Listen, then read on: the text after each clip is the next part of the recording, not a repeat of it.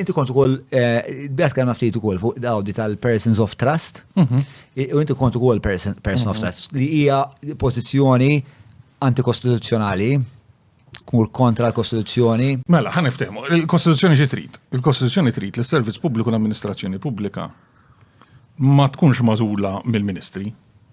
Trid amministrazzjoni pubblika li tkun permanenti u li allura il-ministri jiġu jmorru. Però l-kapit tad-dipartiment u l-istaff tagħhom jibqgħu hemm. U trid hekk għal diversi raġunijiet. Waħda fairness illi min ikun pjagat mal-gvern ma jkunx jibża li għax jinbidel il-gvern se jitkeċċa. It-tieni hija fairness illi ma tħallix lill-ministri jirkantaw il-postijiet tax-xogħol biex jieħdu l-voti u jibqgħu dejjem fil-gvern. Tajjeb? It-tielet element huwa li jkollok memorja istituzzjonali. Li jisma' ma jistax ikun kull 5 snin nibdew mill-bidu. Ma l-affarijiet jibqgħu għaddejjin. Governanza, governabilità. Ir-raba' illi s-servizz pubbliku jkun wieħed minn dawk l-istituzzjonijiet illi jkun ta' break għall-Ministri tal-Gvern. Antik argument. Edfen Akadami. 10 ta' Mejju 1987. Dan diħel għall-ewwel ġob tiegħu mal-Gvern. L-ewwel ġob mal-Gvern, Prim Ministru. Alfred Sant. L-ewwel ġob mal-Gvern, Prim Ministru. Lawrence Gonzile, kien speaker, eccetera, eccetera. Kien Ministru, un bazzar Prim Ministru. Tony Blair, mux Malta biss, Tony Blair, l-ewwel ġob tiegħu fin-97, l-ewwel ġob mal-Gvern, Prim Ministru. U allura Kostituzzjoni trid li jisma' ma jistax ikun pajjiż jaħdem billi normalment fuq post tax-xogħol inti timpjega xi ħadd u mbagħad provajtu għal sena, u mbagħad tajtu promotion, u mbagħad tajt veru tajjeb u tagħmlu stilla, eċetera. Hekk tiġri fid-dinja, mela aħna meta nimpjegaw xi ħadd li jmexxi l-pajjiż ma naħdmux hekk, u allura tipprova tikkontrobilanċja billi tajt li jisma' veru Prim Ministru jkun però jkollu qudiemu naf Cabinet Secretary u Principal Permanent Secretary li jkunu dej kaddertitu fl-amministrazzjoni pubblika, fiċ-ċivil, eċetera, eċetera. Mela, da kull prinċipju tal-Kostituzzjoni. Issa. Fil-90s daħlet din ir-regola li kienet tajt ara. Fis-segretarjati tal-ministri, jiġifieri n-nies li ġorru l-karti l-ministru li tuħ parir, li qed jaħdmu miegħu intimament. All right? Mela, għandek il-permanent secretary u dipartimenti, eccetera, ma permanenti. Pero da l-ministru li jidħolu joħroġ ma' elezzjoni u meta jkaċċih il-Prim Ministru, jista' jkollu 2-3 minn nies miegħu illi jafdhom li jidħlu miegħu li jħorġu miegħu. Dawn m'hemmx rabta, il-gvern mhux obbligat jibqa' jimpjegahom, meta jispiċċa l-Ministru irridu jitilqu miegħu. Però jkun jista' jdaħħalhom miegħu. U allura nżammet din il-linja separata minn daw il-persons of trust u l-amministrazzjoni pubblika. L-amministrazzjoni pubblika baqgħet interament hemmhekk xorta. Ġifieri il-reġa' kienet biex assistita minn nista li jorbitaw il-Ministru. Daw jassistu lill-Ministru. Daw jassistu lill-Ministru. Il-Ministru qed jagħti direttiva politika lill-amministrazzjoni pubblika u l-amministrazzjoni pubblika taħdem fir-rispett tal-Kostituzzjoni. Tant fir-rispett tal-Kostituzzjoni li hemm rwol fil-Kostituzzjoni li huwa s-segretarju permanenti, il-Chief Civil Servant f'kull Ministru. Illi dawn il-Labour Party fil-Gvern kien waqaf jaħtarhom. U il-Partit Nazzjonalista fil-Gvern wara l-87 reġa' beda jaħtarhom. Reġa' beda jitella dan ir-rank. Ejja ngħidulhom it-3-star generals dawn sewwa. Mela. Jiena bejn 94 u 96 fuq bażi part-time, u mbagħad bejn 99 u 2013 kont wieħed minn daw in-nies illi jkunu qed jaħdmu f'segretarjat. Wieħed minn 3-4 li jintażlu minn barra. Il-mod kif niġu appuntati kien pubbliku, il-kontratti tagħna kienu pubbliċi, kienu fil-Parlament, il-pagi li kienu fil-Parlament, il-kontratti tagħna kienu fil-Parlament, il-pagi li konna nitħallsu l-allowances kienu fil-Parlament, kulħadd kien ikun jaf bihom, kemm hemm, min huma, kienu kollox trasparenti. U ġurnalisti kellhom aċċess għal. Assolutament, kienu pubbliċi fil-Parlament, kienu public record.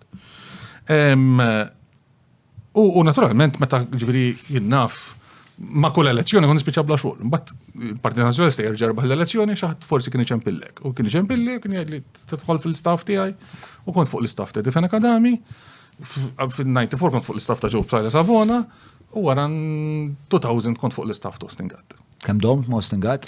13 sena, mid 2000 sa 2013, 13 sena naqsin ftit, 12 sena fuq. Issa, kif tela il-Labour Party fil-gvern fil-2013, l-ewwel ħaġa li jagħmel qabel ħatar il-ministri. Joseph Muscat Prim-Ministru għadu ma ħatarx il-ministri. Talab ir-reżenja ta' segretarji permanenti. U kaċċihom kollha barra 2 u 3. Mela qataras l-amministrazzjoni pubblika li suppost tassigura kontinwità minn gvern għal ieħor. Qabel ħatar il-ministri tiegħu. Meta tela Sant, kien għamel l-istess ħaġa? Kien għamel fuq il-kap ta' ċivil. Kien għamilha għal kap ta' ċivil. Il-kap ta' ċivil net kien J.R. Grima keċċieħ, jew sfurzaħ biex jitlaq, ir-replacejah, u mbagħad fil-fatt J.R. Grima kien fittex il-gvern, kien rebaħ, kien ħa kumpens u kien reinstated minn Edifin Academy. Il-permanent secretaries l-oħra ma kienx għamilek. Joseph Muscat, keċċihom kollha, xi 2 u 3.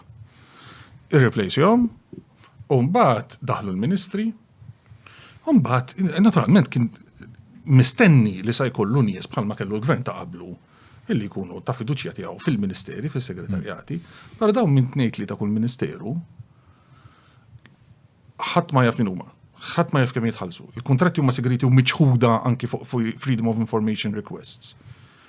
U minn stejjem li rajt f'rapporti tal-Greko tal-Konsil tal-Ewropa hemm fuq 700 minnhom. Melissa x'għamilna? Għanna amministrazzjoni pubblika. Biex jitina kuntest, pero fi żmien 30. U sa 700. Fuq 700 u dan huwa stima mamula mill-Greko li huma stess jgħidu maħniex ċerti minna għax il-gvern jirrifjuta li jagħti n-numru sew. Spiega l-nis Greko minn huma?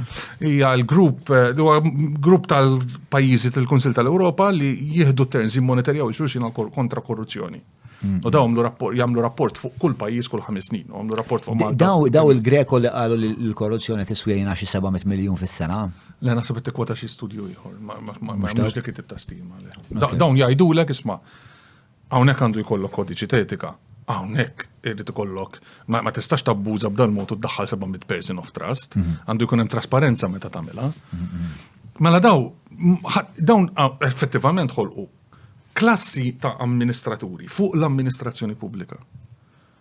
Allora, waqt li l-ħatriet tal-persons of trust fi żmien nazzjonalisti, poġġu hekk, fi żmien meta kont maħtudin, tista' tikkritikah bħala kompromess mal-intenzjoni tal-Kostituzzjoni. Alright, u allura perikolus. Għaliex pereżempju jibbajpassja il-mod kif jinħattru n-nies fil-gvern. Biex inti tkun impjegat tal-gvern, tittamil l-eżami, jew tittapplika proċess, ikun hemm il-Public Service Commission li suppost indipendenti mill-gvern, person of trust, taqbdu u tpoġġihem. Alright?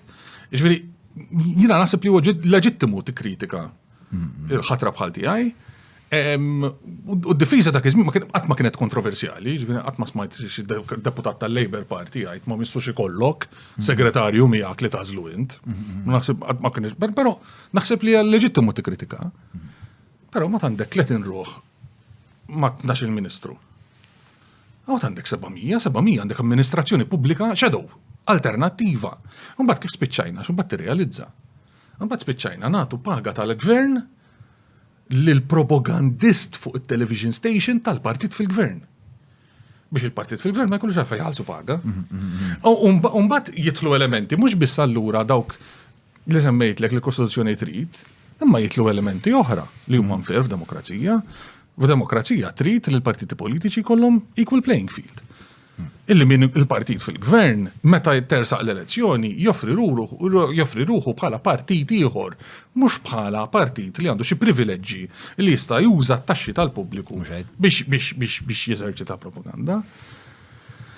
Ġifieri jekk ħanitkellmu b'mod assolut, iva, jiena naħseb ħatrit bħal tiegħi hemm raġuni għalfejn toġġezzjona lihom.